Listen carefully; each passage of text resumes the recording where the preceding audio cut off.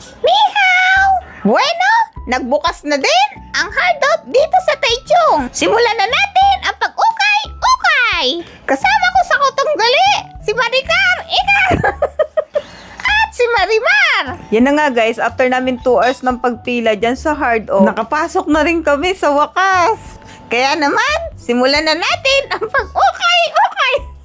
Paulit-ulit. So yun na nga, makikita nyo na nga sa video na ito kung ano yung mga nabili namin na napakamura lang. Yan na nga, yung kapatid kong si Ikar nanginginig na nga sa pagsha-shopping. Yung mga nabili nga lang nila dyan guys ay worth 30 NT lang. Mga short, skirt, and dress is only for 30 NT.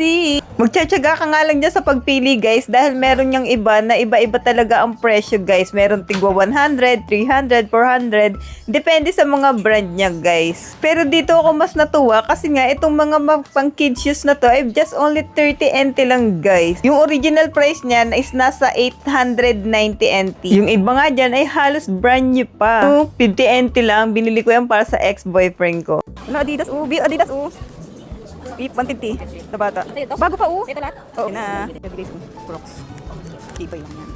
Tipay. Bago pa. Crocs. Ito. Medyo luma ng Crocs. Pero, sa penta lang. Cute nito guys Renta lang. Cute. Goodyear Renta lang. Goodyear. Sandal lang guys. Gold Pigeon. Ganda. 50 lang. Ayun. Ganda. Alam nyo kanina tatak niya. 50 lang yan. Alam mo kanina tatak. Charles and Kate. Guys, tingnan nyo kung ano to. Oh, guess what kung ano to guys. 30 lang yan ha.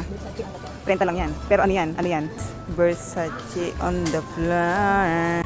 Yan nga at sa mga oras na yan guys, marami na kaming napamili dyan. Yan pa nga at may Porsche pa guys, 30 NT lang yan. Grabe, ganda. Kamura na niya no, worth it mo na yung bilhin. At marami pa nga kaming cargo pants na nabili, nasa worth 100 to 300 NT guys. Depende talaga sa brand at brand new pa yung iba naming nabili. May mga shoes pa, pero di kami interesado eh. Medyo mahal, 1,000.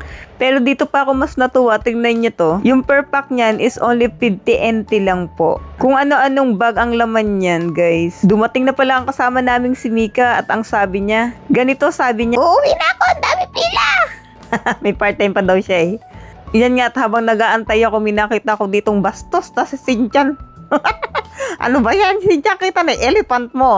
Shortan kita dyan. Bahala ka dyan. Okay.